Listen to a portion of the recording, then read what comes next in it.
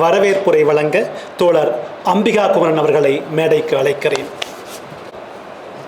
அனைவருக்கும் வணக்கம்.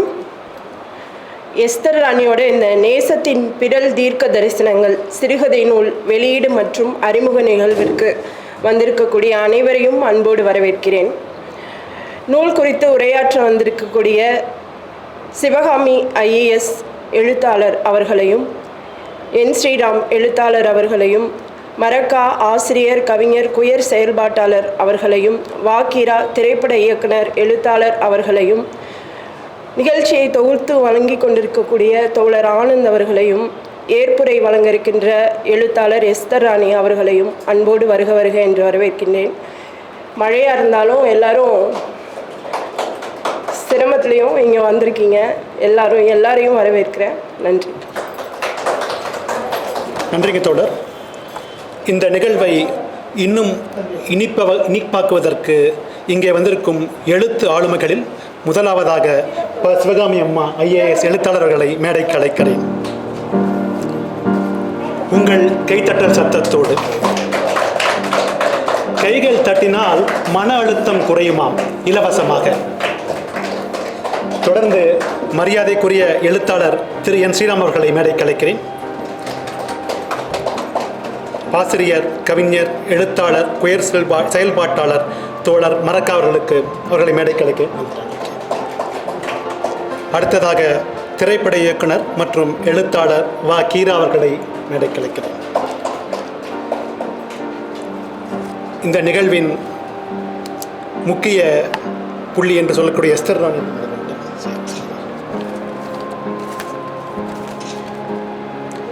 ஆசிரியன் மனதில் தோன்றி வாசகன் மனதில் முடியும் எளிமையான புனைவு வடிவமே நல்ல சிறுகதை. சிறுகதை என்பது ஒரு கண்ணாடி, அதில் மனிதனின் உள்ளத்தை பார்க்கலாம் என்கிறார் புதுமைப்பித்தன். அந்த வரிசையில் இன்றைய முதல் நிகழ்வாக எழுத்தாளர் எஸ்தர் ராணி அவர்களின் நேசத்தின் பிறல் தீர்க்க தரிசனங்கள் நூல் வெளியீடு. நூலை மதிப்புக்குரிய அம்மா சிவகாமி ஐஏஎஸ் அவர்கள் வெளியிடுகிறார். முதல் பிரதிகளை பெற்றுக்கொள்ள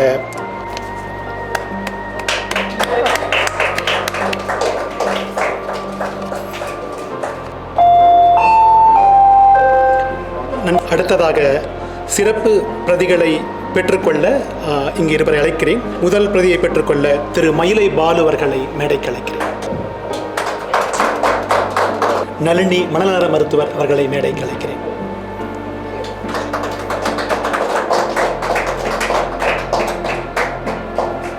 நன்றி.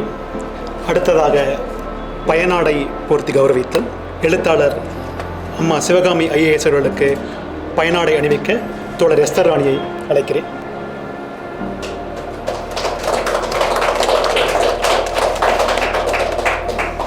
எழுத்தாளர் திரு என் ஸ்ரீராம் அவர்களுக்கு பயனாடை அணிவிக்க தோழர் லார் பாஸ்கரன் அவர்களை மேடைக்கு அழைக்கிறேன்.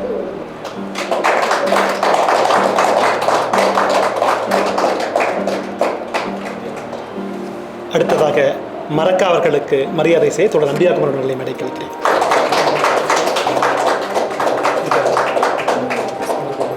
திரு வாக்கீரா அவர்களுக்கு மரியாதை செய்ய முனைவர் பாஸ்கரன் ஐயா அவர்களை மேடைக்கு அழைக்கிறேன்.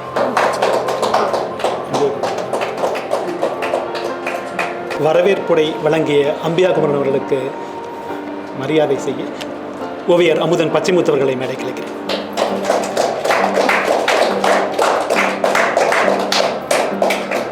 அடுத்ததாக முனைவர் பாஸ்கரன் ஐயா அவர்களை மேடைக்கு அழைக்கிறேன். எஸ்தர் ராணி அவர்களுக்கு பொன்னாடை.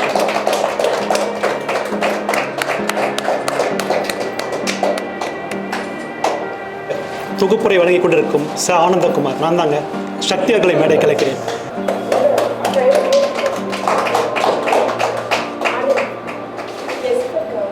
அடுத்ததாக ஏற்புரை வழங்க வருகிறார் ஆசிரியர்.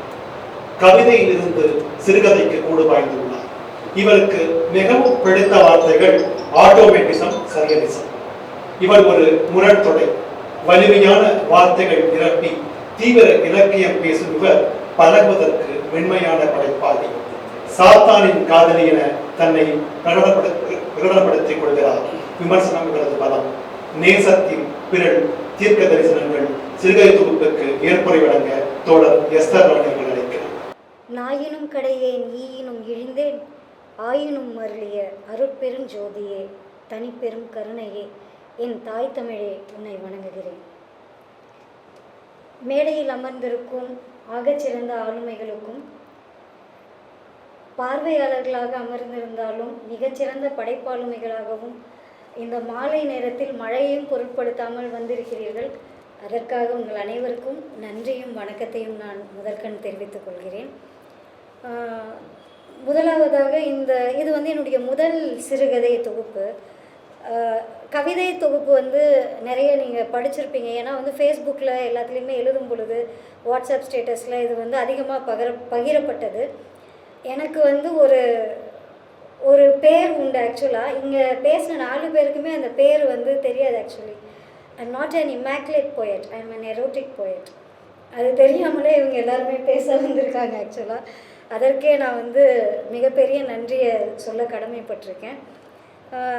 தெரிந்த நபர்களை பேச வைக்க வேண்டாம் அப்படிங்கிற ஒரு இது இருந்தது எனக்கு. ஏன்னு கேட்டிங்கன்னா, ஒரு கவிதைகளில் புழங்கிக்கிட்டே இருக்கிறவங்க நிறைய கவிதைகளை வந்து இந்த பிரபஞ்ச அரங்கு பார்த்துருக்கு. இப்போ கதைகள் தெரிந்தவர்கள், கதைகளை பேசுகிறவர்கள், கதைகளை செய்கிறவர்கள், கதைகளை சொல்கிறவர்கள் இதை பேசணும் அப்படின்னு சொல்லி முடிவு பண்ணி தான் இது பண்ணோம். ஆட்கள் வருவார்களா இல்லை வரமாட்டாங்களா அப்படிங்கிற அந்த விஷயங்கள்லாம் நான் பார்க்கல. ஆக்சுவலாக அம்பிகா வந்து இதுக்கு வந்து ஒரு பதிப்பாசிரியர் உரை வந்து அழகாக எழுதியிருப்பாங்க. நான் அதுக்கு வந்து அவங்களுக்கு நன்றி சொல்ல கடமைப்பட்டிருக்கேன். ஏன்னு கேட்டிங்கன்னா, ஒரு பிரதியை வைத்து விட்டு நான் நகர்ந்துருவேன் அப்படின்னு சொல்லி இது பண்ணாங்க. அது வந்து என்னென்னா, அது அவங்களுடைய அனுபவம். ஏன்னா என்னுடைய 2வது கவிதை தொகுப்பு, முதல் சரியலிச கவிதை தொகுப்பு வந்து அம்பிகா தான் போட்டாங்க. வேரல் வந்து அப்போ தொடங்கப்பட்டிருந்தது. நான் அதில் கொண்டு போய் கொடுத்துட்டு நாங்கள் 2 பேரும் பேசும்போது சொன்னேன், நீங்கள் ஃபுல்லாக படிச்சுட்டு கம்ஃபர்டபுள்னால் போடுங்க. ஏன்னா நாளைக்கு ஏதாவது பிரச்சனை வந்துச்சுன்னா you should not feel bad about it. Not only to her, anyone, யாராக இருந்தாலுமே படிக்காமல், என் புக்கை படிக்காமல் நீங்கள் வந்து பப்ளிஷ் பண்ணாதீங்கன்னு நான் சொல்லிடுவேன். ஏன்னா எனக்கு தெரியாது, அதாவது எந்த பொறுப்பையும் நான் எடுத்துக்குவேன். இதற்கு ஏற்படுகிற எந்த நெகட்டிவான விஷயத்தையும் நான் ஏற்றுக்குவேன். ஆனால் நீங்கள் அதுக்காக வருத்தப்பட்டுறக்கூடாது. அவ்வளோதான் என்னுடைய நிலைப்பாடு. அதன் அடிப்படையில் சாத்தனின் கதையிலேயே அவங்க போட்டாங்க. ஏன்னு கேட்டிங்கன்னா, இலக்கிய உலகத்தில் நிகழக்கூடிய விருது அரசியலை பற்றி அந்த கவிதை பேசுச்சு. அதையே விருதுக்கு அனுப்பி அந்த கவிதை அது விருதுக்கே செலக்ட் ஆகலை. எப்படி செலக்ட் ஆகும்? அந்த மாதிரி அது ஒரு மிகப்பெரிய விஷயத்தை வந்து அது பண்ணுச்சு. ஆக்சுவலாக நிறைய என்னை பற்றி முகநூல்லையும் சரி, பொதுவாக நிறைய எதிர்மறையான எண்ணங்களை வந்து பேசினாங்க. அது முதல் கவிதை தொகுப்பே முளை எனும் தூரிகை தான். அந்த முளை எனும் தூரிகைன்னு வச்சிட்ட உடனே அது எல்லாமே இதற்காக சந்தித்த அவமானங்கள், பெயர்கள் அதெல்லாமே நிறைய இருந்தது. நேசத்தின் பிறல் தீர்க்க தரிசனங்கள் இங்கே வரும் பொழுதும் பார்த்திங்கன்னா, இதுலேயுமே ஒரு சில சொற்கள் இருக்குது. ஆக்சுவலாக இப்போ இவங்க எல்லாருக்குமே கொடுக்கும் பொழுது நான் அதை எவிட் பண்ண முடியாது, நான் தவிர்க்கவே முடியாது. ஸோ அந்த சூழலில் தான் இது பண்ணுது. இந்த புத்தகம் கிட்டத்தட்ட பார்த்திங்கன்னா என்னை போலவே வந்து ரொம்ப கஷ்டப்பட்டுச்சு. என் வாழ்க்கையின் முதல் கைவிடல் வந்து 1 year 5 months நடந்தது. என் வாழ்வின் முதல் நினைவு வந்து ஒரு சாவு தான். அதுதான் எனக்கு ஞாபகமாக இருந்தது. ஸோ இந்த புத்தகம் ஒரு 3-4 பப்ளிஷர்கிட்ட போய் யாருமே பப்ளிஷ் பண்ணலை. அது வாசிக்கப்படக்கூட வந்து அவ்வளவு இது பண்ணுச்சு. நான் உண்மையாக ரொம்ப நொந்து போய் முகநூலில் பதிவு போட்டேன். அது பார்த்துட்டு தான் அம்பிகா கூப்பிட்டாங்க. சரி அம்பிகா, நான் வந்து ஆல்ரெடி ஒருத்தட்ட கொடுத்துருக்கேன், அவங்க ஒர்க் அவுட் ஆகலைன்னா நம்ம பண்ணலாம் அப்படின்னு சொல்லிட்டு. எனக்கு ஏன் அப்படின்னு தெரியல. ஆக்சுவலாக சரியலிசம்னாலையா இல்லை என்னாலையா இல்லை அந்த கண்டென்ட்னாலையான்னு தெரியல. ஏன்னா என்னால் எப்போவுமே ஆத்தர்ஸ் என்ன சொல்லுவாங்கன்னா, இந்த விட நான் சிறப்பாக எழுதுவேன்னு சொல்லுவாங்க. எப்போதுமே நான் சிறப்பாக எழுதிடுவேன்னு சொல்லுவாங்க. ஆனால் நான் எப்போவுமே அதை சொல்லவே மாட்டேன். ஏன் அப்படின்னு கேட்டிங்கன்னா, இதை மாதிரி என்னால் இன்னொரு தடவை எழுத முடியாது. நான் ஒரு பருவத்தில் ஒரு இடத்துல இருக்கேன். என்னால் அதை மறுபடியும் பக்கத்தில் போய் போல கூட செய்ய முடியாது. எனக்கு 4 குழந்தைங்க இருக்காங்கன்னா, நான் வந்து இன்னொரு பெஸ்ட்டாக 5வது குழந்தை பெற்றுக்குவேன்னு சொன்னால் எவ்வளோ அபத்தமாக இருக்கும். அந்த மாதிரி நிறைய பேர் சொல்லி கேள்விப்பட்டிருக்கேன். என் 4 குழந்தைகளும் தனித்துவமானவர்கள். I cannot make it again actually. So இந்த சிறுகதையை இன்னொரு முறை வந்து என்னால் திரும்ப செய்ய முடியுமானா கண்டிப்பாக செய்ய முடியாது. அதுதான் நான் வந்து எழுத்துக்கோ சமூகத்திற்கோ செய்யக்கூடிய ஜஸ்டிஸாக நான் பார்க்குறேன். இப்போ ஏற்புரை வழங்கும் பொழுது பார்த்திங்கன்னா ரொம்ப ப்ரிப்பேர்டாக நான் வரல ஆக்சுவலாக. ஏன்னா இவங்க என்ன சொல்கிறாங்களோ அதற்கான விளக்கத்தையோ இல்லை ஏற்பதையோ இல்லை மறுப்பதையோ தான் நான் இங்கே செய்தாக வேண்டும். முதல்ல வந்து அதனால் ஆர்டர் படி வந்துடுறேன். மரக்கா அவர்கள் வந்து கண்டிப்பாக இது நிகழ்ச்சியில் பேசணும்னு வந்து நம்ம டிசைட் பண்ணதான். என்னுடைய முதல் தொகுப்பு வந்து கலைமாமணி திருநங்கை சுதா அவர்கள் தான் இது பண்ணாங்க. அதனால் இந்த இன்க்ளூசிவிட்டின்னு ஒரு வார்த்தையை வந்து மரக்கா சொன்னாங்க. ஆறுசாமி, செல்வி, நாகராஜ், தீபிகா இவங்க எல்லாரையுமே எனக்கு தெரியும். இவங்க எல்லாரு கூடயும் நான் பழகியிருக்கேன். அதனால் என்னென்னா கிட்டத்தட்ட ஒரு 7-8 வயது இருக்கும்போது ஆறுசாமி எனக்கு தெரியும். ஆறுசாமியை வந்து அந்த கதையை சொன்னால் நீங்கள் வந்து சிரிப்பீங்க. ஆறுசாமிக்கு வந்து இப்படி ஒரு சம்பவம் நடந்த போது அவன் ரொம்ப உடஞ்சி போயிட்டான். அந்த பாட்டு டான்ஸ் எல்லாம் ஆடும் பொழுது நான் அவனை கூப்பிட்டு போய் உனக்கு மலையாள படம் காமிக்கிறேன் வாடான்னு கூப்பிட்டு போனேன். இந்த மாதிரி தமிழ் படம்லாம் பார்த்தீங்கன்னா இப்படி டான்ஸ் ஆடுவாங்க.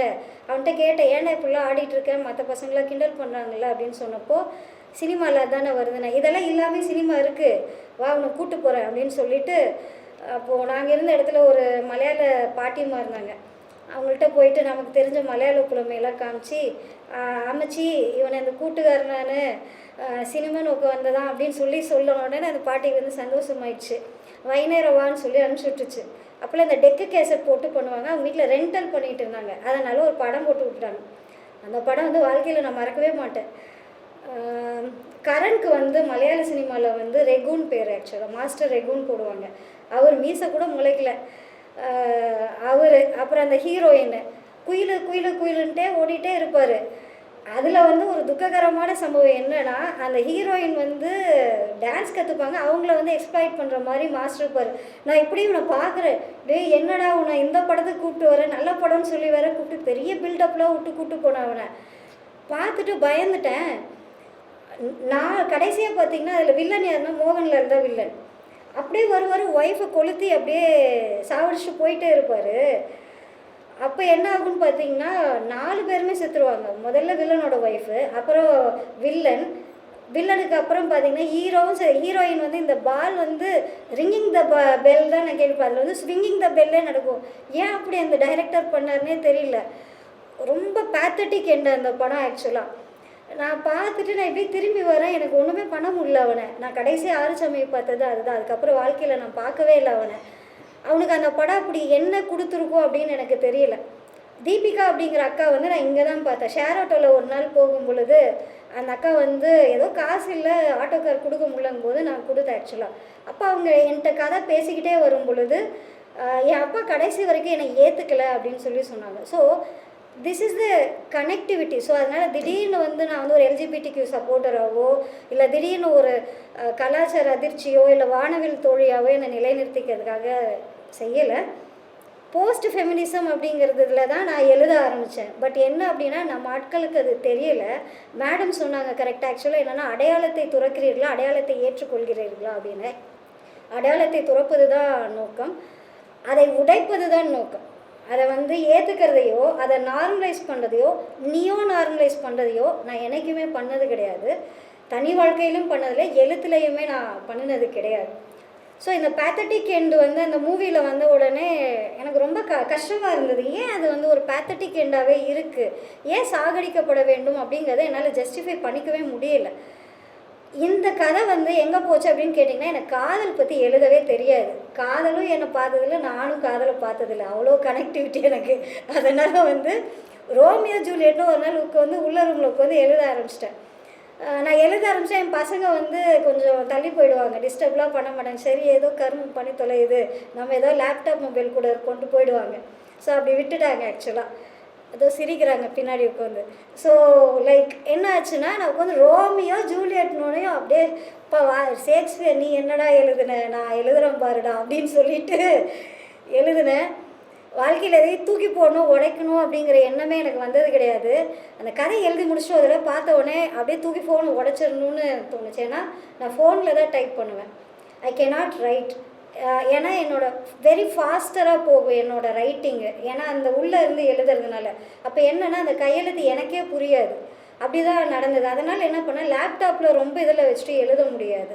எனக்கு கிடைக்கிற அந்த இரவு நேரத்தில் நான் எழுதி ஆகணும். இப்போ குழந்தைங்களாம் தூங்கினதுக்கப்புறம் லைட்லாம் போட்டு லேப்டாப்பில் எழுத முடியாது. So I mostly right in the mobile. அதுதான் எனக்கு கம்ஃபர்டபுள், என் ஸ்பீடுக்கு அது கரெக்ட் ஆகும். ஸோ அப்போது எழுதி முடித்த போது நான் வந்து அந்த ரைட்டரை திட்டினேன்ல, அந்த டைரக்டர், இப்போ என்னென்னா ஜூலியட் மேலே இவ்வளோ பெரிய இதை வச்சுருக்கேன் அப்படின்னு சொல்லி.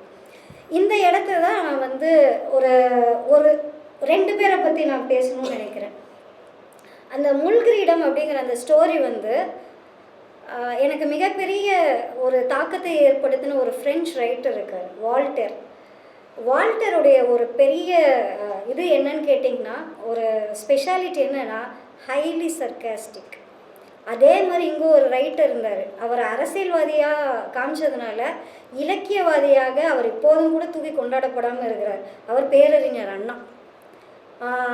அது அண்ணா வந்து இலக்கியவாதியாக கண்டிப்பாக கொண்டாடப்பட வேண்டியவர். அது வந்து இப்போ இருக்கக்கூடிய சமகால அரசியலில் வந்து தூக்கி எங்கேயோ போட்டுட்டாங்க. ஆக்சுவலாக கபாடபுரம் அப்படிங்கிற ஒரு நாவல் வந்து அண்ணா எழுதியிருக்காரு. எத்தனை பேர் படிச்சிருக்கீங்கன்னு தெரியல.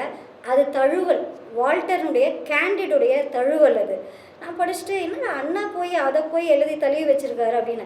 ஒரு காதலை எவ்வளவு சட்டையர் பண்ண முடியுமோ, சர்க்காஸ்டிக்காக அணுக முடியுமோ அதை கேண்டிடும் பண்ணியிருக்கோம். அதை வந்து அப்படியே போல செய்திருப்பார் அறிஞர் அண்ணா. ஏன்னா நமக்கு ஃப்ரெஞ்சு தெரியாது, இங்கிலீஷ் தெரியாது, அதனால் அதை அவர் வந்து அங்கே கொண்டு வந்து நிறுத்தியிருப்பார். அதெல்லாம் படிச்சுட்டு என்னைக்காவது ஒரு நாள் இவங்களை விட நம்ம எழுதிடணும் அப்படின்னு சொல்லி என் மனசுக்குள்ளே இருந்தது. முள்கிரீடம் வந்து ரொம்ப சின்ன கதை தான். நீங்கள் கேண்டிடும் கபாடபுரமும் நீங்கள் படிச்சிருந்தீங்கன்னா Mulkireedam is literally closer to that. Actually அது எல்லாத்தையும் உடச்சிக்கிட்டே வரும்.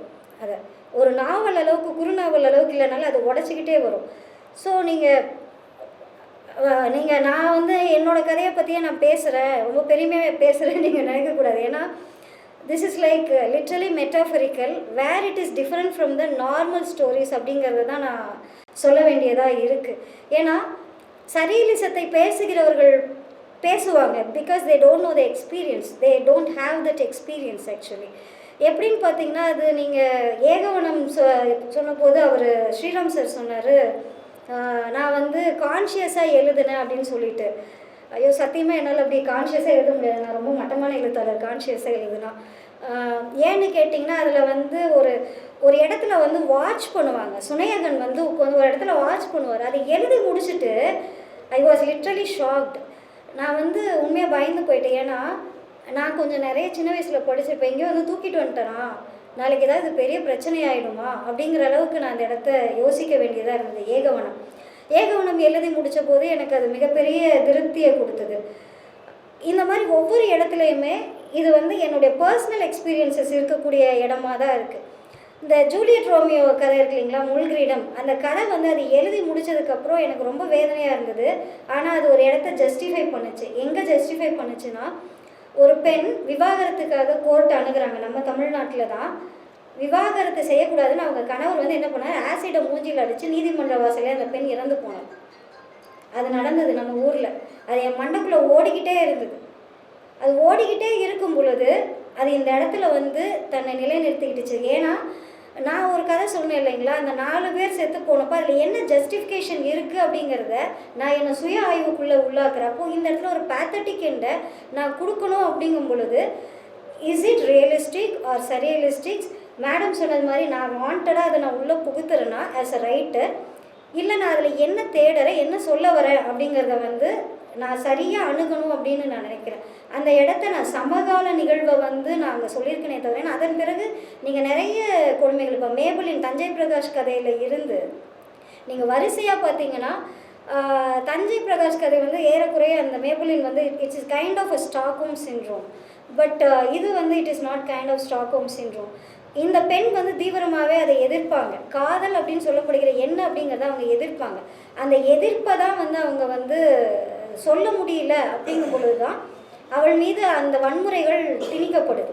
ஸோ அதனால் இந்த ஒவ்வொரு கதைகளுமே பார்த்திங்கன்னா வெரி வெரி க்ளோஸர். ஒரு புனைவும் உண்மையும் ஒரு இடத்துல கனெக்ட் ஆகும். அது எங்கே கனெக்ட் ஆகும் அப்படிங்கிறத எஸ்பெஷலி சரியலிஸ்ட் டீகோட் பண்ணணும். இல்லை சரியலிசம் ஒரு சிம்பாலிசம் தெரிஞ்சவங்க அதை டீகோட் பண்ணல. Especially you should know the background of the person அப்படின்னு நான் சொல்லுவேன் ஆக்சுவலாக. ஏன்னா நான் முகநூலில் நிறைய பேருடைய ஃப்ரீடா கேக்லவோ இல்லை லெனரோ கேரிங்டனோ இல்லை Max Ernst, Rene Magritte, Andre Breton, Luis Bunuel சொன்னார், அந்த மாதிரி நிறைய பேரோட பெர்ட்ரண்ட் பிளையர், இந்த மாதிரி நிறைய விஷயங்கள் வந்து நான் வந்து டீகோட் பண்ணிக்கிட்டே தான் இருப்பேன். ஏன்னா because I am able to decode it.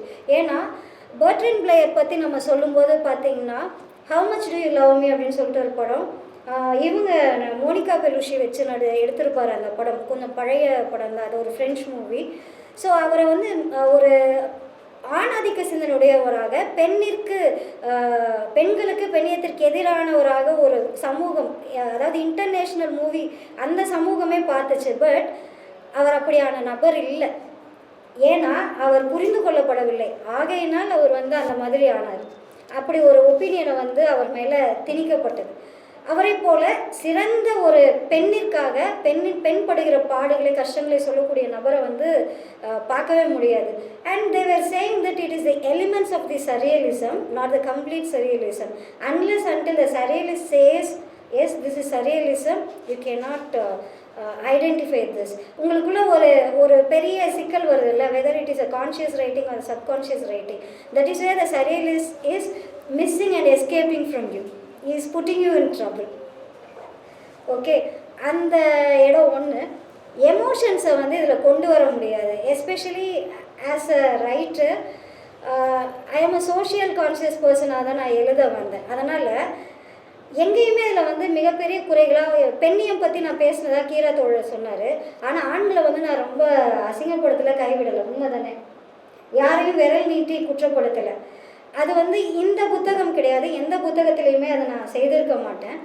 So my war is against the male chauvinism, not against the men. That is the thing. When you are a man, I am a woman. When you are a chauvinist, yes I am a feminist. இதைத்தான் நான் வந்து திரும்ப reframe பண்ணுறதுக்காக சொல்ல வேண்டியதாக இருந்தது. மிகப்பெரிய பெண்ணியவாதிகளாக கலை, இலக்கிய, சினிமா உலகத்தில் காண்பித்துக் கொள்கிறவர்களை நீங்கள் மிக எளிதில் அணுக முடிவதில்லை. நான் வந்து சிவகாமி மேமை வந்து ரொம்ப ஈஸியாக அணுகிட்டேன் ஆக்சுவலாக. அது வந்து எனக்கு வந்து ஓகே, இந்த கதையை வந்து அவங்க படித்து நெகட்டிவாக கூட பேசட்டும், ஆனால் அவங்க வந்து சரியாக உண்மையாக அவங்களுக்கு படுறதை பேசுவாங்க. நான் அந்த ஒப்பீனியனில் தான் வந்து நான் இந்த புத்தகத்தை வந்து அவங்கள்ட்ட கொண்டு சேர்த்தது. ஏன் அப்படின்னு கேட்டிங்கன்னா, சொல் ஒன்றும் செயல் ஒன்றும் பொருள் ஒன்றும் வாழ்க்கை ஒன்றுமா இருக்கிறதுனால நான் எதுக்காக எழுத வந்தேனோ அது ஜஸ்டிஃபையே ஆக முடியாது. அதனால தான் இந்த மேடை பார்த்திங்கன்னா அதில் ஒரு தமிழ் தேசியவாதி இருக்கார், அவர் ஜெயமோகனுடைய தீவிர வாசகர் ஸ்ரீராம் சார் இல்லைங்களா? ஸோ மரக்கா வந்து திருநங்கை சமூகத்திலிருந்து குயர் செயல்பாட்டாளராக வர்றாரு. மேடம் வந்து அவங்க வாழ்க்கையில் அவங்க காணாத போர்க்களமும் சமர்க்களமுமே கிடையாது. ஸோ அதனால் பெரிய எழுத்தாளர்கள் இவங்களெல்லாம் கூட்டம் சேர்த்து இது பண்ணுறதுனால இப்போ நான் என்னை நிலைநிறுத்திக்கிட்டு என்ன ஆக போகுது சொல்லுங்கள்? இப்போ நான் வந்து 4 பேர் வந்து ஆஹா ஓஹோன்னு என்ன சொல்கிறதுனால இங்கே எதுவும் நடந்துட போகிறதில்ல. எனக்கு வந்து சில கேள்விகளை இந்த சமுதாயத்தில் வைக்கணும், ஒரு சிலரை ஆவணப்படுத்தணும், ஒரு சிலரை நான் கொண்டாடணும். இதெல்லாம் என்னால் இதுதான் செய்ய முடியும். என்கிட்ட ரொம்ப காசு கிடையாது, நான் பெரிய ஆள் கிடையாது, அதிகாரம் கிடையாது, நான் கூப்பிட்டா 10 பேர் வரமாட்டாங்க. ஆனால் என்னால் எதை செய்ய முடியுமோ அதை நான் செய்கிறேன். ஸ்ரீராம் சார் பர்சனலாக சொல்லும்போது என்ன சொன்னார்னா, எனக்கு எழுத நல்லா வருது அதனால் நான் எழுதுறேன் அப்படின்னு சொன்னார். அது வந்து உண்மையில் நானும் அவரும் வந்து we are sailing in this side, அந்த சேம் போட் அப்படிங்கிற மாதிரி சொல்லுவேன். நான் ஏன் எழுத வந்தேன் அப்படின்னா, எழுத வந்ததுக்கு காரணம் வந்து அம்பேத்கர் தான். அம்பேத்கர் வந்து என்ன சொல்லுவார்னா, உங்ககிட்ட மிகப்பெரிய திறமையாக நீ என்ன வச்சிருக்கியோ அதை நீ சமூகத்திற்கு கொடுத்துடணும்னு சொல்லுவார். அம்பேத்கர் மட்டும் தன்னுடைய திறமையை விலை பேசியிருந்தால் அவர் எத்தனையோ அம்பானிகளை விட மிஞ்சியிருப்பார். ஆனால் அவர் அதை செய்யலை. அதை சமூகத்தில் கொடுத்ததுனால தான் நாங்கள் எல்லாம் இந்த மேடையில் நிற்க முடிஞ்சதாகவே ஆயிருக்கு. அதனால் அப்போ என்கிட்ட என்ன பெஸ்ட்டாக இருக்குது அப்படின்னு நான் பார்க்கும் பொழுது, நான் எழுதவே வரக்கூடாதுன்னு நினச்ச ஆள். நான் வந்து ஒரு 7-8 வயசில் இருந்தே எழுதின ஆள். மேடை நாடகங்கள் எல்லா இடத்துலையுமே எழுதியிருப்பேன். ஒரு 1ஆம் கிளாஸ்லேருந்து 12ஆம் கிளாஸ் வரைக்கும் நான் டெய்லியுமே மைக்கில் பேசியிருப்பேன், ஸ்கூலில், சர்ச்சில்னு. இது பெருமைக்காக சொல்ல 20,000 புத்தகங்கள் படித்தவர் அப்படிங்கிற மாதிரி அந்த கேட்டகரியில் சேர்த்துடாதீங்க. டெய்லி சர்ச்சுக்கு போனால் டெய்லி மைக் கொடுத்துருவாங்க, டெய்லி பேசுவோம். நம்ம ஸ்கூலில் எப்போனாலுமே ரெப்ரசன்டேஷன் அனுப்பிடுவாங்க. ஸோ குறைஞ்சது ஒரு 1000 முறையாவது மைக் முன்னாடி நான் பேசியிருந்திருப்பேன். அதனால தான் என்கிட்ட எல்லோரும் கேட்பாங்க, மைக் பார்த்தா நீ பயப்படுறதில்லை. ஏன்னா 5 வயசுலேயே பேச ஆரம்பிச்சிட்டேன். And I started speaking spontaneously. இதற்கு நான் யாரை நன்றி சொல்லுவேன்னா டெமோஸ்தனிஸை நன்றி சொல்லுவேன். டெமாஸ்தனிஸ் உங்களுக்கு தெரியும், அவர் ஒரு தத்துவ அறிஞர். அவர் கிரேக்க நாட்டை சேர்ந்தவர். எனக்கு 5 வயது இருக்கும் பொழுது நான் ஒரு துணுக்கில் படித்தேன். டெமாஸ்தனிஸ் என்ன பண்ணுவார்னா, வாயில் கூழாங்கல், அவருக்கு திக்குவாய் இருந்தது, பேச முடியாது. வாயில் கூழாங்கல் போட்டுட்டு கடல் முன்னாடி போய் நின்றுட்டு கடல் அலைகளுக்கு எதிராக பேசி பழகினார். அப்புறம் ரோம கிரேக்க எம்பையர்லலாம் நீங்கள் பார்த்தீங்கன்னா முடி ஆம்பளையாக இருந்தாலும் நிறைய வச்சுருப்பாங்க. அவர் என்ன பண்ணார், முடி அலங்கோலப்படுத்தி மழிச்சிட்டு கீழே நிலவரையில் போய் பேசி பழகினார். இந்த உலகத்தினுடைய மிகப்பெரிய சொற்பொழிவாளர்களில் டெமோஸ்தனிஸுடைய பெயரும் உண்டு. நான் I told you, I never use to speak with any one. எனக்கு ஒரு பேர் வச்சு வீட்டில் கூப்பிடுவாங்க. அந்த பழமொழி என்னால் சொல்ல முடியாது, ஏன்னா அது ரொம்ப தவறான பழமொழி. அதுக்கு ஈக்குவலண்ட்டான ஒரு மலையாள பழமொழி இருக்குது. மிண்டா பூச்சை கலை உடைக்கும். ஓகே, பேசாத பூனை பாத்திரத்தை உடைச்சிடும், குடத்தை உடைச்சிடும், பானையை உடைச்சிடும் அப்படிங்கிறது. அந்த மாதிரி ஒரு பழமொழி சொல்லி தான் என்னை வீட்டிலே கூப்பிடுவாங்க. So I thought I was having a difficulty in speaking. அப்போது நான் என்ன பண்ணேன், கூழாங்கலும் தெரியாது, கடலும் தெரியாது, நாங்கள் இருந்த ஊர்லலாம் ஒன்றுமே தெரியாது. ஸோ நான் என்ன பண்ணேன்னா மைக் பிடிச்சி பேச ஆரம்பித்தேன். முன்னாடி இருக்கிறவங்களாம் கடல் அலைகள் அப்படின்னு சொல்லிட்டு. ஸோ அப்போ நான் பேச ஆரம்பித்தேன். கீழே பார்வையாளர்களாக இருக்கிறவங்க பேசக்கூடாது, அவங்களுக்கு மேலே இருக்கணும்னு, அப்படி தான் நான் என்னை வளர்த்துக்கிட்டேன். அந்த விதத்தில் தான் டெமாஸ்தனிஸ் எனக்கு உதவியாக இருந்தார். So each and every part of life எனக்கு பாடல்கள் இருந்தது. இந்த புத்தகத்தில் நிறைய பாடல்களை நீங்கள் பார்க்க முடியும். சப்கான்ஷியஸாக இவ்வளோ பாடல்கள் வருமானா கண்டிப்பாக வரும். ஏன்னா பாட்டும் படிக்கிறது மட்டும்தான் என்னை வளர்த்து விட்டுருக்கு. இதில் நாமுத்துக்குமார், ஜி நாகராஜன், அப்புறம் ஒரு சொன்ன அந்த ஜம்பினானில் வர இந்த சுஜாதா, ஜேனோ, anything and everything you can see, nothing I have edited. ஏன் அப்படின்னு கேட்டிங்கன்னா, ஒரு சரியலிஸ்ட் சில விஷயங்களை கான்ஷியஸாக எடிட் பண்ணவே முடியாது. அந்த ஃப்ரீடம் எங்களுக்கு கிடையவே கிடையாது. அப்படி நான் ஒரு வேளை அது பண்ணிவிட்டு அது செமி ஆட்டோமேட்டிசம் அப்படின்னு சொல்லி நான் மாற்றிட்டேன்னா, I am changing the metaphor, I am changing something which is not at all correct actually. இப்போ பற்றி எரியும் வீடில் எலிகள் அப்படின்னு சொல்லிட்டு ஒரு மெட்டஃபர் இருந்தது. அந்த எலிகள் மட்டும் என்னன்னு சொல்கிறேன், அந்த எலிகள் வேறு எதுவுமே கிடையாதுங்க. ஒவ்வொரு நாட்டிலையுமே போய் கூலி தொழிலாளிகளாக மாட்டிக்கிட்டு கடைசியில் இப்போ எலிகளாக உலகெங்கிலும் அடிக்கப்பட்டு கொண்டிருக்காங்களே, அவங்க தான் அந்த எலிகள். அதனால் அதுக்குள்ளே இருக்க மெட்டஃபர்ஸ் எல்லாம் நான் பேச ஆரம்பித்தேன். Each and every metaphor it is different actually. இதில் இருக்கக்கூடிய அந்த தடபன் அப்படிங்கிற அந்த பெயர் இல்லைங்களா, அதுக்கு அர்த்தம் எனக்கு தெரியாது. எசோசிமியாயான்னு வரும். எசோசிமியாயாவுக்கு எனக்கு அர்த்தம் தெரியாது. ஏகவனம்னு ஏன் பேர் வந்ததுன்னு எனக்கு தெரியாது. அதில் இருக்க காடன்கள், மேயன்கள், காவான்கள், மேயாடு, இதை பற்றியெல்லாம் எனக்கு தெரியாது. அது வந்துச்சு, நான் எழுதிட்டேன், அவ்வளோதான். இதை நீங்கள் உங்களுக்கு எப்படி புரியுதோ, தட் இஸ் யுவர் லேயர். டீப்பராக உள்ளே போனால் அது என்னோட லேயர், என்னோடய பர்சனல் எக்ஸ்பீரியன்ஸ். எனக்கு யானையை ரொம்ப பிடிக்கும் ஆக்சுவலாக. யானை தான் காடு தான் யானை. இதை நீங்கள் பிரிக்கவே முடியாது. ஒரு யானை வாழ்வாங்கு வாழும். அது ஒரு சமூக விலங்கு ஆக்சுவலாக. யானை எப்போதுமே அடுத்தவங்களுக்கு துன்பம் கொடுக்கணும்னு நினைக்கிற விலங்கே கிடையாது. அது எப்போதுமே என்னென்னா சேர்ந்து வாழும். அதோட குட்டி குட்டி யானையை காப்பாற்றி கூட்டு போகணும்னு நினைப்போம். நீங்கள் உங்கள் பிள்ளைய பார்த்துக்கிற மாதிரி தான் குட்டி யானையையும் யானைகள் பார்த்துக்கணும்னு நினைக்கும். நீங்கள் நிறைய இடங்களை பாருங்கள், ஒரு குட்டி மான் குட்டியை தாக்கிறதுக்கு ஏதாவது போச்சுன்னா யானை போய் காப்பாற்றும், சிங்கக்கிட்ட சண்டை போடும், புலிகிட்ட சண்டை போடும். ரொம்ப ரொம்ப பெரிய விஷயம் என்னென்னா, யானை 30-40 யானைகள் போகும், ஒரு தடத்தை கிரியேட் பண்ணும். நீங்கள் யானைக்கு தடம் ரொம்ப ரொம்ப ஞாபகம் இருக்கும். ஒரு காட்டுக்குள்ளே பார்த்தீங்கன்னா மழையெல்லாம் வரும் பொழுது தடம் மறைஞ்சிடும் இல்லைங்களா. யானையை நீங்கள் ஃபாலோ பண்ணிங்கன்னா தண்ணீர் வழித்தடத்தையோ, நீங்கள் உறைவிடத்தையோ, உணவு இருக்கக்கூடிய இடத்தையோ நீங்கள் கண்டுபிடிச்சிடலாம். யானை அவ்வளவு இம்பார்ட்டன்ட். நீங்கள் எவ்வளோ யானையை கொண்டுட்டீங்க? உங்களுக்கெல்லாம் மனசாட்சியே இல்லையா? நீங்கள் புள்ள பேத்துக்கணும்னு நினைக்கிறீங்க, காடு வாழணும்னு நினைக்கக்கூடாதுன்னு நினைக்கிறீங்க. எப்படி என்ன சிந்தனை எனக்கு சத்தியமாக புரியலை ஆக்சுவலாக. அதனால் தடபன் பார்த்திங்கன்னா அந்த மல்லி வருது இல்லைங்களா, காட்டு மல்லி, காற்று மல்லி அப்படிங்கும் பொழுது நீங்கள் நிறைய யானைகளை நிராதரவாக நிறுத்திட்டீங்க. அம்மா அப்பா இல்லாமல், கூட பிறந்தவங்க இல்லாமல் நிறுத்திட்டீங்க.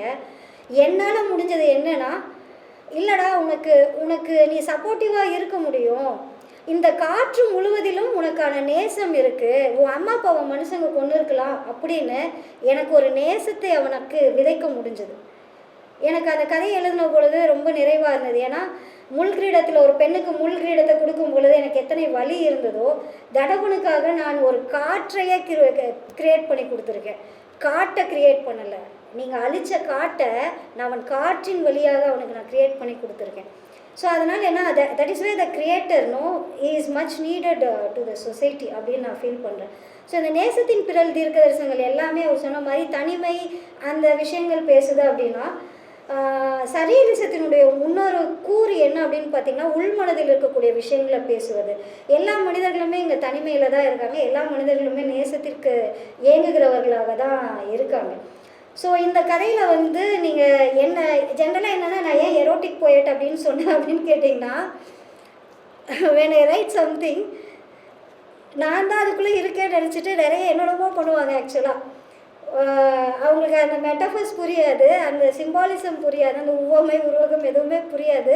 ஏன்னவோ I am looking for men அப்படிங்கிற மாதிரி 24/7 I am looking for a man அப்படிங்கிற மாதிரி நிறைய அப்ரோச்சஸ், நிறைய முன் அனுமானங்கள், தீர்மானங்கள், இந்த மாதிரி விஷயங்கள்லாம் இருக்கும் ஆக்சுவலாக. இப்போ இந்த கதைகள்லையும் பார்த்தீங்கன்னா, நீங்கள் வந்து நான் எங்கேயாவது இருப்பேன்னு தேட ஆரம்பிப்பாங்க. அதனால தான் என்னை பற்றி தெரிந்தவர்களை வந்து பேசுறதுல வந்து நான் வந்து கொஞ்சம் பின்வாங்கினதாக நான் வந்து நினைக்கிறேன். தெரிஞ்சிச்சுங்களா? ஆனால் நீங்கள் பேசிட்டீங்களே, it is all well documented, you can not escape. Next time உங்களை கூப்பிட மாட்டேனே, ஏன்னா உங்களுக்கு என்னால தெரியுமே. கண்டிப்பாக உங்களை கூப்பிடுவாங்க. இதில் வந்து நான் கையில் எழுதினது வந்து கோல்டன் ஃபிஷ், இதுதான் ஃபஸ்ட்டு ஸ்டோரி. ஆனந்த் வந்து சொன்னார் கவிதை எழுத வந்து இப்போ தான் கதை எழுதிருக்கேன். அந்த கதை எழுதி கிட்டத்தட்ட 4-5 வருடங்கள் இருக்கும் ஆக்சுவலாக. ஆனால் என்னால் முழுமையாக அதை எழுதுறதுக்கு நிறைய வருடங்கள் ஆயிடுச்சு இந்த தொகுப்பாக பண்ணுறதுக்கு. ஏன்னா வேறு ஜானரில் எழுதிட்டு இருக்கிறதுனால அந்தந்த ஜானர்ஸ் அப்படியே நிற்கிது ஆக்சுவலாக. இந்த கோல்டன் ஃபிஷ் அப்படின்னா, நீங்கள் வந்து நம்ம எல்லாம் இங்கே எந்த ஏரியாவில் கேகே நகரில் இருக்கோம்ல, இப்போ இந்த உதயம் தேட்டர் இருக்குல்ல, அப்போ நான் வந்து 70G பஸ்ஸில் போவோம், படிச்சுட்டு இருந்தேன் ஆக்சுவலாக. ஐ வாஸ் அ டீனேஜர், படிச்சுட்டு இருக்க. வடபழனிலேருந்து 70G போவேன். இப்போ இருக்க மாதிரி ரோடு சுற்றிலாம் போகாது, ஒரே இடத்துலையே 1 வே 2 வேயாக போகும். அந்த கதையில் வர மாதிரி அந்த லேடி உண்மை, அந்த லேடிக்காக ஈக்காடு தாங்கல் இறங்கி ஒரு நாள் நான் குடுகுடுன்னு ஓடி போய் பார்த்தவங்கள உதயம் தேட்டர் வாசலில். அந்த கதை வந்து ஆக்சுவலாக நீங்கள் பார்த்தீங்கன்னா ஒரு இல்யூஷனா இந்த மாதிரி உங்களுக்கு படியும் ஆக்சுவலாக. அந்த கதையில் இருக்கக்கூடிய சிறப்பம்சமே அதுதான். மற்ற கதைகளில் இருக்கிறத விட அந்த கதையில் இருக்கக்கூடிய சிறப்பம்சம் என்னென்னா, 2 கதைகளில் இதை வந்து நான் ட்ரை பண்ணியிருப்பேன். ஒன்று வேர் இஸ் த பார்ட்டி, இன்னொன்று கோல்டன் ஃபிஷ். அது 2லேயுமே கதைக்குள்ளே நீங்கள் இருப்பீங்க ஆக்சுவலாக. That is the difference actually. You will be inside the story. I made you as a part of the story. That is what the surrealists really do. So அதனால் அதில் வந்து எனக்கு I don't have the freedom of editing anything actually. So as it comes ஒரு இடத்துல நிறுத்தி நான் உங்களை வெளியே அனுப்பிட்டேன்னா yes I have sent you out. அதுதான் அந்த கதை. அந்த கோல்டன் ஃபிஷ்ஷில் இருக்கக்கூடிய கதை வந்து ஒரு மனம் பிறந்த பெண்ணை கர்ப்பமாக இருக்காங்க. எப்படி வந்து எனக்கு வந்து 17-18 வயசுலலாம் நான் யோசிப்பேன், யாரா இந்த பொண்ணை போய் கர்ப்பமாக்குனதுன்னு சொல்லிட்டு. ரொம்ப ஷாபியாக இதாக இருக்கும் பொழுது அப்போ தெரியாது இல்லையா, அப்போது நான் அவங்க பின்னாடி போய் ரொம்ப தேடியிருக்கேன் ஆக்சுவலாக. மனம் பிறந்தவர்களுக்காக நான் கொஞ்சம் நிறைய சர்வீஸ் பண்ணியிருக்கேன். ரோட்டில் இருக்கவங்களாம் கூப்பிட்டு போய் நான் என்ஜிஓலலாம் விட்டுருக்கேன் ஆக்சுவலாக. அது வந்து பெருமைக்காகலாம் சொல்லலை, அது மனசில் இருந்ததுனால அது வெளியே வந்திருக்கு, அவ்வளோதான். ஸோ இதில் லாஸ்ட்டாக நான் எழுதின கதை வந்து பால்டவரா ஆக்சுவலாக. நேசத்தின் பிறல் தீர்க்க தரிசனங்கள், அகம் துவயி ஸ்நேகயாம், இது 2 கதைகளையும் நான் கண்டிப்பாக பேசணும். ஏன்னா அந்த 2 கதைகளும் எப்படின்னு பார்த்தீங்கன்னா, கண்டிப்பாக வந்து கீரா சார் பேச மாட்டேன்னு நினச்சேன் ஆக்சுவலாக. ஏன்னா அதில் வந்து நிறைய பிறமொழி சொற்கள் அந்த மாதிரி விஷயங்கள் இருந்தது. என்ன அப்படின்னு கேட்டிங்கன்னா, என்னோடய வேலை நிமித்தமாக நான் வந்து நிறைய உரையாடுவது உண்டு. அப்போ சும்மா போகணும் வேலையை பார்த்தோம் அப்படிங்கிறது இல்லாமல் எனக்கு நிறைய பர்சனல் எக்ஸ்பீரியன்ஸ், அந்த ரேப்போ அது எல்லாமே இருக்கும். தே ஷேர் எவ்ரிதிங், எதையுமே மறைக்காமல் அந்த கதைகளை வந்து அவங்க சொல்லிக்கிட்டே இருப்பாங்க. இப்போ தீஜாவில் ஆரம்பித்து எல்லாருமே நான் சின்ன வயசில் ரொம்ப படிக்கும் பொழுது இவங்க சொன்ன கதைகள்லாம் இந்த மொட்டைப்பாட்டி கதை சொல்லுவாங்க.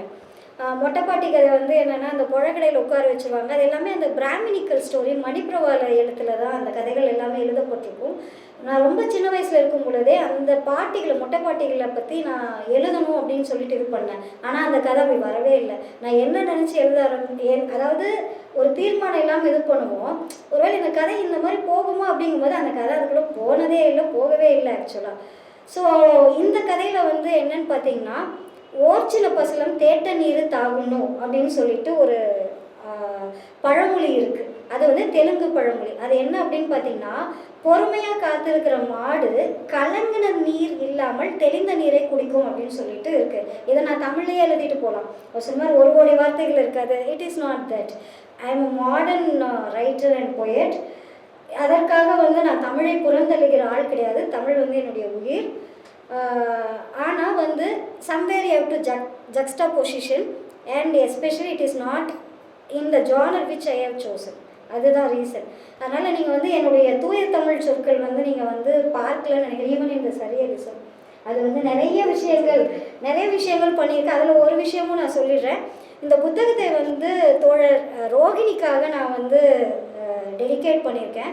அதில் நேயகி அப்படின்னு ஒரு சொல் வந்து நான் போட்டிருக்கேன். லார்ட் பாஸ்கரன் தோழர் அது வந்து எடிட் பண்ணும்போது நேயகியா அப்படின்னு கேட்டார். புதிய சொல்லாக இருக்கே அப்படின்னு சொன்னார். நேயகி இந்த மாதிரி சொற்களை முளையினும் துறையிலேருந்து இன்னைக்கு வரைக்கும் நான் தொடர்ந்து செஞ்சுக்கிட்டே தான் இருக்கேன் ஆக்சுவலாக. சரிங்களா? இந்த பாலியல் தொழில்னு சொல்லுவாங்கள்ல, அதை நான் புனர் தொழில்னு சொல்லுவேன். சரிங்களா? புனர் இணை அப்படின்னு ஒரு வார்த்தையை நான் நிறைய இடங்களில் பயன்படுத்தியிருக்கேன். It's call sex partner. புணர்கின்ற புணர போகின்ற இணை, புனர் இணை, இதையெல்லாம் நான் வந்து எப்பொழுதுமே செய்கிற ஆள். அதனால் வந்து அந்த ஜம்பினான் அப்படிங்கிறது வந்து it is out of my profession. I'm very sorry. Not only here, anywhere I cannot help it. Because என்னோட ஃபஸ்ட்டு பொயட்ரியிலே ரிகார் மார்டிஸ் அப்படிங்கிற லாட்டின் டேர்ம் யூஸ் பண்ணி it's a medical term. I cannot escape from it. ஓகேங்களா? நீங்கள் அதை போய் தேடுவீங்க என்னென்னு. So இந்த மாதிரி விஷயங்களை வந்து தன்னிச்சையாக நிகழும் பொழுது நான் வந்து அதை இது பண்ணுவேன். ஒரு இதில் வந்து கவிதையில் மஞ்சங்கி அப்படின்னு சொல்லி யூஸ் பண்ணியிருந்தேன். அது வந்து முனைவர் பாஸ்கர் நேயருக்கு வந்து ரொம்ப பிடிச்ச கவிதை. அது மஞ்சங்கி அப்படிங்கிறது வந்து யார் தெரியுமான்னு இட் இஸ் கால் கேரட். சரிங்களா? அதனால் வந்து அது உள்ளே இருந்து தான் வருது. அதனால் வந்து தமிழ் எனக்குள்ளே ரத்தத்தில் ஊடுருவி பாஞ்சிருக்குன்னா இருக்குது. ஆனால் நான் வேறு ஸ்டேட்டில் இப்போ எழுதிக்கிட்டு இருக்கேன். ஏன்னா எழுத வரும் பொழுது எனக்கு இருந்த மிகப்பெரிய குழப்பம் என்னென்னா, தூய தமிழ் சொற்களையே பயன்படுத்தணுன்னா நான் கான்ஷியஸ் ஆகிடுவேன். புரியுதுங்களா? அப்போ நான் கான்ஷியஸ் ஆகிட்டேன்னா நான் எடுத்திருக்க இடத்துக்கு எப்படி ஜஸ்டிஃபை பண்ணுவேன்? அப்போ நான் கான்ஷியஸாக மட்டும்தான் எழுத முடியும். இல்லை நான் எழுதிட்டு நான் வந்து பெரிய இது மாதிரி சங்கத்தமிழ்லேருந்து எழுதி நான் மாற்றிட்டேன்னா நான் எவ்வளோ பொய்யான ஆள். அதை நான் செய்யவே முடியாது ஆக்சுவலாக. எனக்கு அது வந்து ஜஸ்டிஸ் கிடையாது. சரிங்களா? அப்போ இந்த சொல்ல நேயகி அப்படின்னு சொல்லி நான் வச்சுருக்கேன். நேயகிங்கிற சொல்லை வந்து பயன்படுத்துங்க. ஆணாக இருந்தால் நேயகன், பெண்ணாக இருந்தால் நேயகி. நே என்றால் அன்பு, நேசம். அகி என்றால் நெஞ்சத்தில் அகத்தில் நேசத்தை வைத்திருக்கிறவர்கள். ஸோ இப்படி தான் வந்து தமிழை வந்து நம்ம இது பண்ணுறோம். அதை வந்து அவங்களுக்கு டெடிகேட் பண்ணதுக்கான காரணம் என்னென்னா, இந்த புத்தகத்தில் இருக்கக்கூடிய எல்லா மனிதர்களுமோ இயற்கை சார்ந்த பல்லுயிர்களுமோ ஒரு துக்கத்தில் ஒரு நேசத்தை தேடுகிறவர்களாக இருக்கிறார்கள். நீங்களும் நானோ ஒரு துணையையும் உடன் இருப்பவர்களையும் தேடிக்கொண்டே இருக்கிறோம். துணை இருப்பவர்களும் உடன் இருப்பவர்களும் வேறு வேறானவர்கள். இப்போ நீங்கள் பார்த்தீங்கன்னா உங்கள் வீட்டில் வந்து உங்கள் கூட உடன் இருப்பாங்க. ஆனால் அந்த உடன் இருக்கிறவர்கள் எல்லாருமே உங்களுக்கு துணை நிற்பவர்களா அப்படின்னு கேட்டால் சத்தியமாக கிடையாது. உங்களுக்கு துணை நிற்பவர்கள் எங்கேயாவது தூரத்தில் இருப்பாங்க. நீங்கள் நினச்சிட்டு இருப்பீங்க நம்ம அம்மா அப்பா செத்து போயிட்டாங்க, ஆனால் நான் எனக்கு துணையாக இருக்காங்க அப்படின்னு நினச்சிட்டு இருப்பீங்க. ஆனால் அவங்க உங்கள் உடன் இருக்க மாட்டார்கள். இது ரெண்டையுமே இந்த தொகுப்பு நியாயப்படுத்துகிறது. அதனால தான் எப்போதுமே ஒரு தொகுப்பில் வந்து யாருடைய கிளிம்சஸ் நிறைய வருதோ அவங்களுக்கு நான் வந்து அந்த தொகுப்பை வந்து நான் டெடிகேட் பண்ணிடுவேன். ஸோ அதனால் இது வந்து ஒரு அட்டென்ஷன் சீக்கிங்காகவோ இல்லை வேறு எதற்காகவோ இந்த கதையை வந்து நான் இது பண்ணலை. இதில் வந்து இதயத்தை திருடாதே படம்னு ஒரு படம் வந்து அந்த அகம் தொயை ஸ்நேகயாமி ப்ளஸ் வந்து நேசத்தின் பிழல் தீர்க்க தரிசனங்களில் நான் பயன்படுத்தி இருப்பேன்.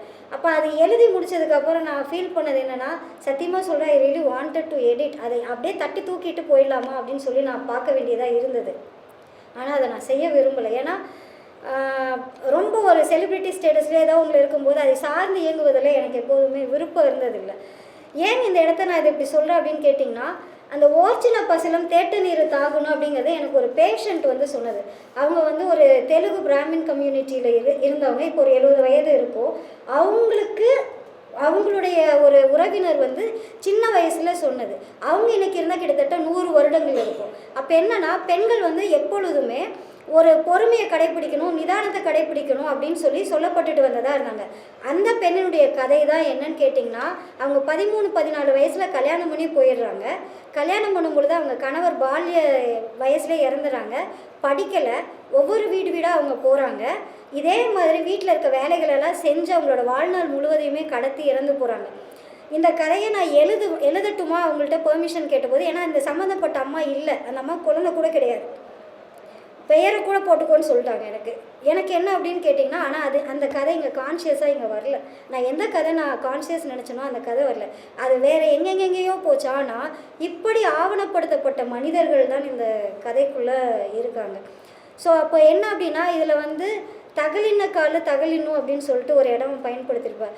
பட்ட காலிலே படும் கெட்டக்குடியே கெடும்னு சொல்லுவார். அடிப்பட்ட காலிலே அடிப்படும் அப்படின்னு சொல்லுவோம் நம்ம. இதை நான் தமிழ்லேயே எழுதலாம், ஆனால் இதை நான் தெலுங்கில் தான் எழுதியிருக்கேன். அப்போ என்னென்னா, அந்த இடத்துல வரும்போது தகலின காலு லேது தகலின மனசு அப்படின்னு நான் எழுதியிருப்பேன். அப்போ என்னென்னா, இதெல்லாம் அதுவாக எழுதும் பொழுது தூய தமிழ் சொற்கள் அப்படிங்கிற அந்த இடத்த வந்து நான் கொண்டு வர முடியாது. ஒரு தெலுங்கு பழமொழியவே இதில் நான் மாற்றி எழுதியிருக்கேன். அது வந்து தெலுங்குக்காரங்க தயவு செஞ்சு என்னை மன்னிச்சிருங்க. ஆக்சுவலாக ஆளு லேது சூழு லேது கொடுக்கு பேர் சோமலிங்கம் அப்படின்னு சொல்லிட்டு இதுக்கு தமிழில் வந்து ஈக்குவலண்ட்டான ஒரு ப்ராவர்ப் இருக்குது. இந்த ப்ராவர்ப் என்ன அப்படின்னு கேட்டிங்கன்னா, அடியனை கூப்பிட ஆம்படையான் கிடையாது, அரச மரசை சுற்றிட்டு அடி வைத்த தொட்டு பார்த்தாலாம் அப்படின்னு ஒரு ப்ராவர்ப். அந்த ப்ராவர்புக்கு ஏறக்குறை ஈக்குவலண்ட்டானது. ஆனால் இது எப்படி சொல்லப்படுது அப்படின்னு கேட்டிங்கன்னா, ஒரு பெண்கிட்ட ரூடாக ஒரு சமூகம் பேசுவதே சொல்லுது. அங்கே இருக்கும் பொழுது ஆள் அப்படிங்கும் பொழுது நம்ம தமிழில் இல்லால் மனையால் சொல்லலை, அந்த மாதிரி அங்கே தெலுங்கில் வந்து ஆள் அப்படிங்கும் பொழுது அது தன்னுடைய மனைவியாக குறிக்கப்படுது. அப்போ என்னென்னா, இந்த இடம் மாற்றும் பொழுது கொடுக்கு பேர் அப்படிங்கிறத கூத்துரு பேர் சின்னம் அப்படின்னு மாற்றிருப்பேன். ஆக்சுவலாக கூத்துருவும் உண்டு கொடுக்கும் உண்டு. ஆனால் அந்த இடத்துலையும் கூட நான் பாலின சமத்துவத்தை விரும்பினதுனால அந்த பழமொழியே மாற்றியிருக்கேன். அதனால் இந்த மாதிரி விஷயங்களை வந்து நான் மொழி சிதைவிற்காகவோ அதற்காகவோ பயன்படுத்துவதில்லை. So when it is happening, yes there is a reason, maybe even at times I may not know that.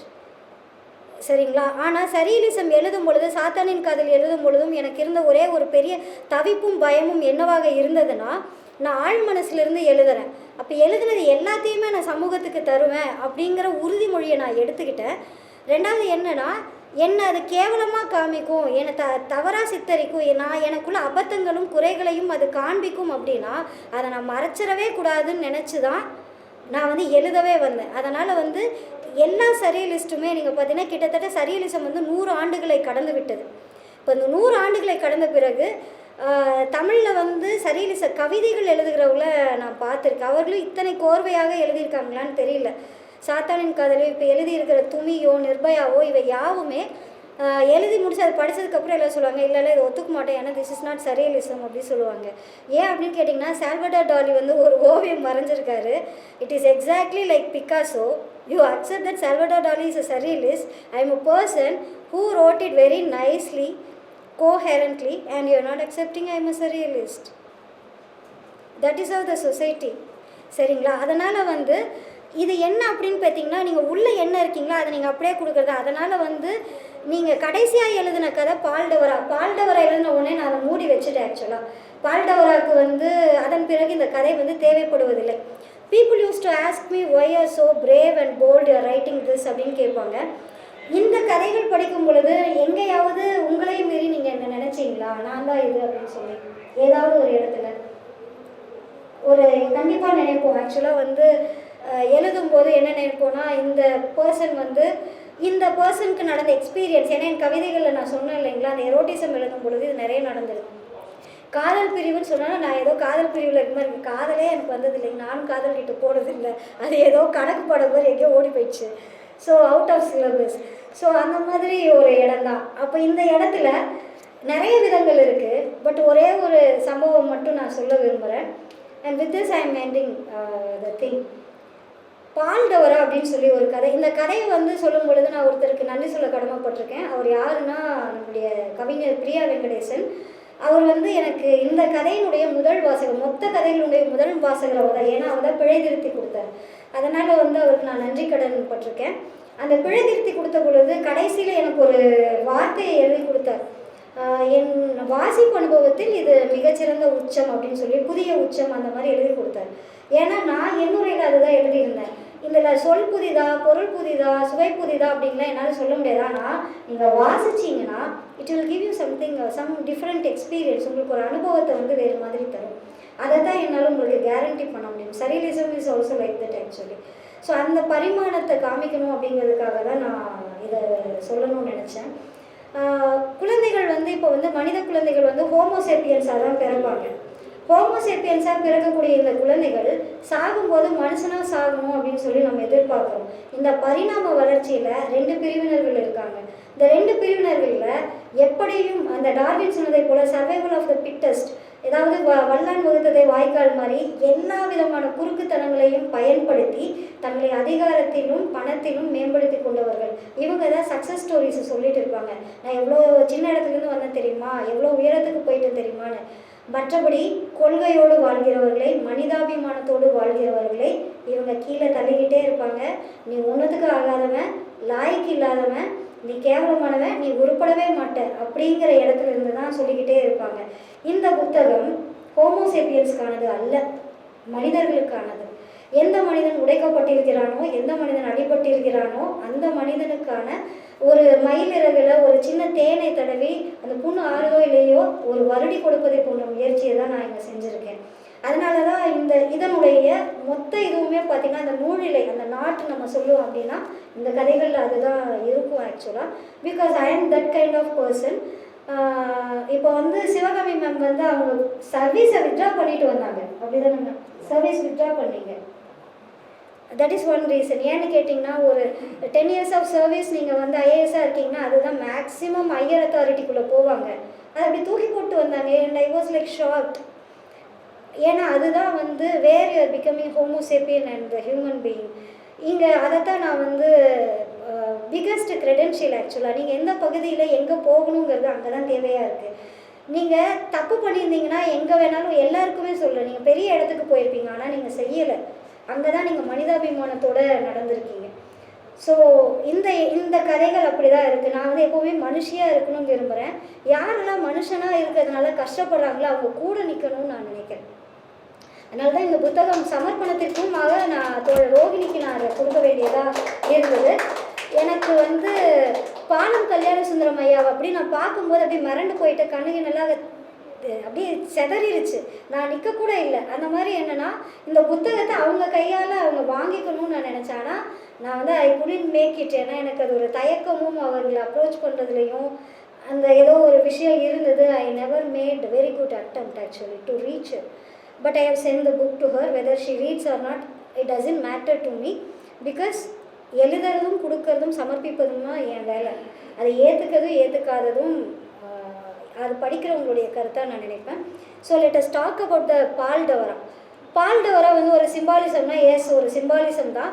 பால்டவரா கதையை நான் உங்களுக்கு சொல்லிடுறேன். ஆக்சுவலாக நான் வந்து நேட்டிவ் ஆஃப் கோயம்புத்தூர். இங்கே இருக்கிறவங்கள நிறைய முகங்கள் வந்து கொங்கு மண்டலத்தில் இருக்குது. நம்ம கொங்கு மண்டலத்துக்கு ஒரு அடையாளம் கொடுத்த சத்யா மருதாணி வந்திருக்காங்க. அவங்களுக்கு தெரியாது ஆக்சுவலாக இந்த கதை எப்படி இருக்குது. ஆனந்த் கோயம்புத்தூர், நம்ம பப்ளிஷர் அம்பிகா குமரன், அப்புறம் வந்து ஸ்ரீராம் சார், நீங்கள் நாங்கள் எல்லாருமே கொங்கு மண்டலத்துக்காரங்க. அதை தற்செயலாக அமைந்தவை. சரிங்களா? நான் இருந்த பகுதியில் முதல் பகுதி கொஞ்சம் ஒரு 5 minutes டேக். முதல் பகுதி இந்த இடம் பார்த்திங்கன்னா இது வந்து மெயின் ரோடு. முதல் தெருக்கள் கிறிஸ்தவர்கள் இருப்பார்கள், அடுத்த தெருக்கள் இந்துக்கள், அதற்கு அடுத்து வந்து பார்த்திங்கன்னா முஸ்லீம்கள் இருப்பார்கள். இப்போ நீங்கள் இப்படி வரும் பொழுது இப்போ இந்த மாதிரியே இருக்குன்னா இப்படி நீங்கள் இன்டர்செக்ட் பண்ணி இப்படிலாம் நீங்கள் உள்ளே போக முடியும். அப்போ என்னாச்சு, நான் வந்து I was studying 11th or 12th அந்த மாதிரி இருக்கும்னு நான் நம்புகிறேன்.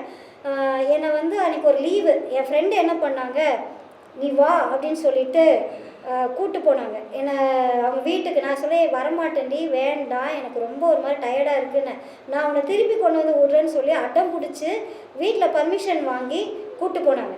கூப்பிட்டு போன உடனே என்னாச்சு, ஒரு மத்தியான நேரம் நமாஸ்லாம் பண்ணுவாங்களே அந்த நேரத்தில் எல்லா பக்கமும் போலீஸு இந்த மாதிரி மிலிட்ரி பீப்புள் வந்து தே சரவுண்டட். ஓகே, அதே சரவுண்டட் சவுண்டு கேட்குது, சத்தம் கேட்குது. நானும் என் ஃப்ரெண்டும் வெளியே வந்து பார்க்கும் பொழுது எல்லாம் இப்படி ஒரு சைட்லேருந்து இப்படி ஓடி வந்துக்கிட்டு இருக்காங்க. அப்படி ஓடி வந்துட்டு இருக்கும் பொழுது ஒரு பையன், ஒரு நல்ல இளைஞன், அவன் வந்து நிற்கிறான். அங்கேருந்து வரும்போதே தண்ணி வேணும்னு கேட்குறா. அப்போ அது என் ஃப்ரெண்டு வீடு. நான் தண்ணியில் அந்த சொம்பை எடுத்துகிட்டு வந்து அவளை கொடுக்குறேன். நான் ஒரு ஸ்னைப்பர் குண்டு அவன் அடிச்சுது அங்கேருந்து. ரெண்டாவது ஸ்னைப்பர் குண்டு அவனை பார்த்து உடனே என்னோட சட்டையை கிழிச்சிட்டு போச்சு. ஏன்னா ஏன் சட்டையை கிழிச்சிட்டு போச்சுன்னா என் ஃப்ரெண்டு அதுக்குள்ளே என்னை இழுத்துட்டான். ஸோ உங்களின் முன்னால் நிற்கும் நான் நேசத்தை பற்றி சொல்லவும் வன்முறையை எதிர்க்கவும் மிகவும் தகுதியான ஆளாக இருக்கிறேன். அதனால்தான் என்னால் இதை எழுத முடிந்திருக்கிறது. அந்த பையன் அப்படி போய் விழுந்துட்டான். விழுந்ததுக்கப்புறம் நான் போகிறேன். என் ஃப்ரெண்டு வந்து அவளுக்கு ஒரு ரிஃப்ளெக்ஸ் அது. நான் அவனை காப்பாற்ற போனேன், என் ஃப்ரெண்டு என்னை காப்பாற்ற வந்தான். பிடிச்சி இழுத்துட்டு ரூமில் கொண்டு போய் அடைச்சிட்டு, அது வாடகை வீடு தான் இருந்தது. அப்படி நிற்கிறா அவள். தள்ளுடி, நான் எவ்வளோ ஷார்ட்டாக இருப்பேன், அவள் கொஞ்சம் ஹைட்டாக இருப்பாள். தள்ளுடி அவனுக்கு என்ன ஆச்சுன்னு. ஏன்னா என் மனசு ஃபுல்லாக அவனை காப்பாற்றணும்னு இருந்து. எப்படி காப்பாற்றுவேங்களே எனக்கு தெரியாது. இப்போ இருக்க நிலைமையில் இருந்தால் கூட ஏதாவது ஒரு விதத்தில் அவனுக்கு ஏதாவது ஃபஸ்ட்டு அப்போ என்ன தெரியும் எனக்கு. But I really wanted to save that guy actually. அவள் கொஞ்சம் நேரம் கழித்து அந்த சத்தம் கிட்டெல்லாம் முடிஞ்சிட்டு நான் போய் பார்க்குறேன். அந்த பையன் அங்கே இல்லை. அப்புறம் என் ஃப்ரெண்டு வந்து என்ன சொன்னான்னா, நான் வந்து உன்னை வீட்டில் விடுறேன். நான் சொன்னேன் நீ வந்து விட்டு மறுபடியும் வந்துன்னு சொல்லிவிட்டு நான் போயிட்டேன். ஆக்சுவலாக ஒரு 15-20 வருஷம் கழித்து என் ஃப்ரெண்டு நான் மறுபடியும் பார்க்கும்போது அவள் என்கிட்ட சொன்னான், உனக்கு ஞாபகம் இருக்கா, உன் உயிரை நான் தான் காப்பாற்றுறேன் அப்படின்னு. எறும்பாடு, நீ என்னை கொலை பண்ண பார்த்த, என்னை காப்பாற்ற பார்க்கல, வீட்லேயே ஒழுங்காக உட்காந்துருப்பேன் அப்படின்னு. நீ என்னை காப்பாற்றாமே இருந்திருக்கலாம் அப்படின்னு சொல்லி நான் நினச்சேன் ஆக்சுவலாக. ஏன்னா அதற்கு பிறகான வாழ்க்கையும் மிக துயரங்கள் நிறைந்தது தான். பல மனிதர்களுக்காக பல துயரங்களையும் நான் மேற்கொண்டு இருக்கேன். அது வந்து ஒரு தற்குறிப்பேற்ற மாதிரி ஆகிடும். அது தேவையில்லை அப்படின்னு நான் யோசிக்கிறேன். ஸோ பால்டவராவில் நடந்த கதை வந்து உண்மையான கதை. அந்த ஸ்னைப்பர் ஒரு கவிதை ஒன்று நான் எழுதியிருந்தேன் ஆக்சுவலாக நிர்பயா கூடவே இதுவும் வந்து ஆக்சுவலாக வந்து பப்ளிஷ் ஆகியிருந்திருக்கணும். அந்த கவிதையை நான் உங்களுக்கு வாசிக்கிறேன். புளிப்பு மாவால் சுடப்படும் தோசைகள் இட்லி பொடிகளுக்கு தோதாவதில்லை. 1ஆம் வகுப்பு பையன் ஒரு கையால் சுஞ்சை அழுத்தி கொண்டு மற்றொரு கையால் ஒரு விரல் தூக்கினால் சிரிப்பால் நனைகிறது வகுப்பு. பல்வலி என்று எந்த சீப்பும் அழுததில்லை. அரும்பா மூட்டினுள் நுழைந்து சுகித்த புழுக்கள் ஒருபோதும் திருந்துவதில்லை. துப்பாக்கி ரவைகளில் எவனோ ஒருவனின் பெயர் இருக்கிறது.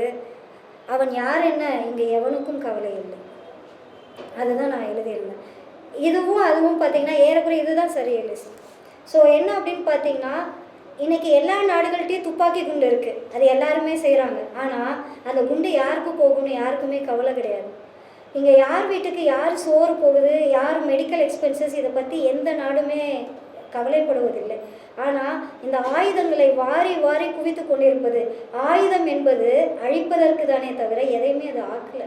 அது நியூக்ளியர் வெப்பனாக இருக்கட்டும், அது கத்தியாக நீங்கள் வந்து ஆயுதமாக ஒருத்தனை கொல்ல பயன்படுத்துவதாக இருக்கட்டும், பொண்டுக பையன் சொல்லி வெளியே அனுப்பின அந்த ஒற்றை சொல் ஆயுதமாக இருக்கட்டும், எதுவாக இருந்தாலுமே கூட ஒருத்தனை கொல்லுதுன்னு வச்சுக்கோங்களேன், அதை எதிர்ப்பதற்கு இங்கே யாருக்குமே திராணி இல்லை.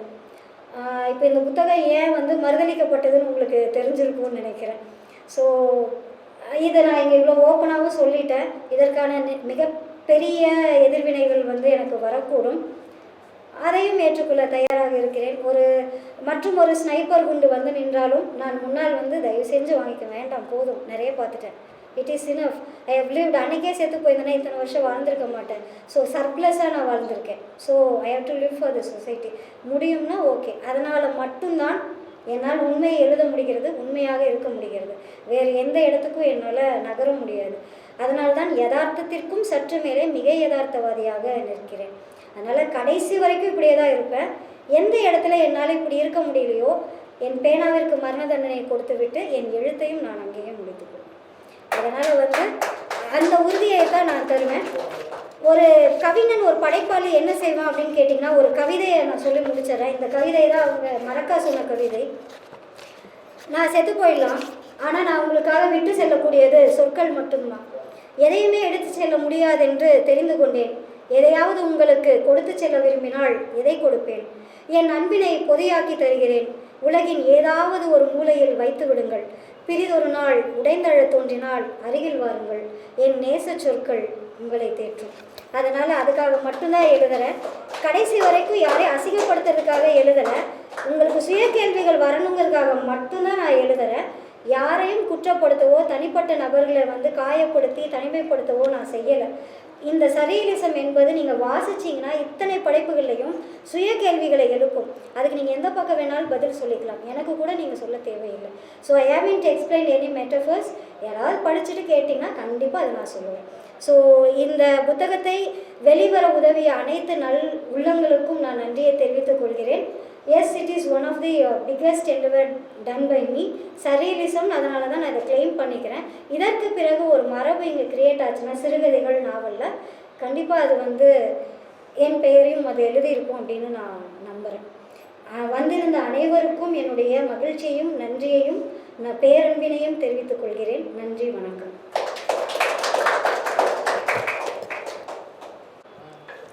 கதை சொல்லிகள் நம் வாழ்வின் மிக நெருக்கமானவர்கள்.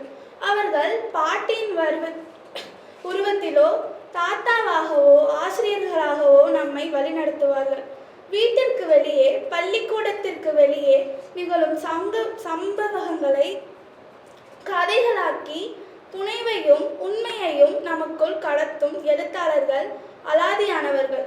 நாம் பார்க்க தவறிய மனிதர்களை அடையாளம் காட்டும் கதையாளர் எஸ்தர் ராணி. எஸ்தர் ராணி போன்றவர்களை வாழ்த்தும் பொருட்டு இங்கு வந்து உரையாற்றிய சான்றோர்களுக்கும் வாசகர்களுக்கும் மனமார்ந்த நன்றியையும் வாழ்த்துக்களையும் தெரிவித்துக் கொள்கிறேன். நன்றி.